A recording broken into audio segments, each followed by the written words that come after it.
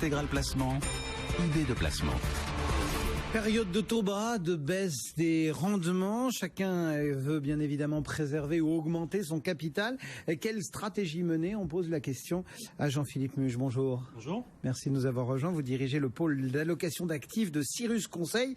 Je le rappelais en quelques mots, le contexte en ce moment, c'est dur quand même pour un épargnant. Très compliqué. Des actifs sans risque qui voient les rendements baisser depuis maintenant une dizaine d'années avec les placements monétaires qui affichent un rendement à moins 0,3, le fonds en euros dont le rendement a encore baissé de l'ordre de 40 centimes en 2016. Donc on peut effectivement considérer que le monde a changé. Un exemple très concret, en 2010 par exemple, pour espérer un rendement net de 3%, il nous suffisait d'avoir 100% de fonds en euros.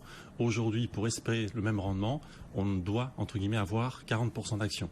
Et du coup, il y a une masse de questions. Justement, comment trouver du rendement dans la tête des épargnants, ça tourne. Comment, là aussi, parce qu'on a été biberonné à la garantie avec le fonds en euros, comment préserver l'intégrité, on va dire, de mon capital. Comment rester liquide, parce que c'était aussi un des avantages de ce fameux fonds en euros. Aujourd'hui, toutes ces questions, elles tournent dans la tête des épargnants et elles ont du mal à trouver une réponse. Oui, parce que c'est vrai que le fonds en euros est un formidable cadeau qu'on a offert en français. Puisque ça reste l'actif sans risque le mieux rémunéré dans tous les pays développés. Donc il ne s'agit pas non plus de le bannir, mais c'est vrai que à partir du moment où on a certains projets d'investissement à moyen ou long terme, on se doit de travailler différemment. Et il y a quelques principes qui doivent effectivement revenir sur le devant de la scène, avoir une réelle approche d'allocation d'actifs financiers mais aussi immobiliers, puisque là aussi il y a différentes classes d'actifs, diversifier au maximum et essayer dans la mesure du possible de se donner du temps et de donner un sens à son patrimoine. Justement, aidez-nous ce matin à essayer de construire finalement cette stratégie que les investisseurs, que nos auditeurs, nos téléspectateurs vont peut-être pouvoir adapter à leur cas particulier. Mais voilà, quelles seraient les grandes lignes, vous, chez Cyrus, de la stratégie à proposer à nos épargnants? Chez Cyrus Conseil, nous préconisons la stratégie en mode projet, qui est composée de différentes. Ça veut dire quoi en mode projet? Eh bien, la première étape, c'est d'avoir une réelle vision globale de son patrimoine actif. On regarde pas juste une petite poche d'épargne. On scanne tout son patrimoine et on essaye de le regarder dans son ensemble. De le consolider, effectivement, afin de bien appréhender le risque et l'espérance de rendement potentiel sur ce patrimoine. La deuxième étape va consister à se poser une question, c'est le pourquoi. Pourquoi en deux mots. C'est-à-dire que il est important d'identifier ces différents besoins et ces projets d'investissement, à quoi doivent servir mes liquidités. Chez Cyrus Conseil, nous avons identifié 4 grands besoins chez l'épargnant. Le premier, c'est faire face à des dépenses court terme, l'achat d'un bien immobilier par exemple, le paiement d'impôts, des donations éventuellement. Le deuxième, c'est d'avoir une poche de liquidité pouvant faire face à un aléa, changer de voiture par exemple, ou faire des travaux.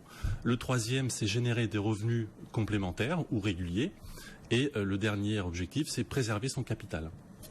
Donc voilà les deux premières étapes. Une fois qu'on a fait notre audit patrimonial, on va dire, une fois qu'on a un petit peu ciblé notre volonté, qu'est-ce qu'on fait ensuite? Ensuite, on va affecter à chacun des projets d'investissement que nous avons identifiés. À chacun des quoi? À chacun des projets. On va des besoins, affecter quelque chose. Une stratégie financière la plus à même d'atteindre les objectifs qu'on s'est fixés. Mais l'idée générale, c'est effectivement de donner de la sérénité au client, qui sait que dans tous les cas, il a du temps effectivement pour prendre du risque. Et deuxième objectif qui est fondamental, c'est se donner un maximum de chances d'atteindre les objectifs qui ont été fixés au départ.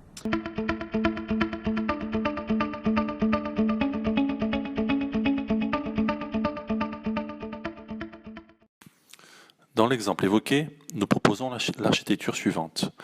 Une première poche dans laquelle nous allons provisionner 10 années de revenus, à savoir 350 000 €, sur laquelle nous allons avoir une gestion conservatrice composée essentiellement de fonds en euros, puisque l'objectif est de préserver le capital.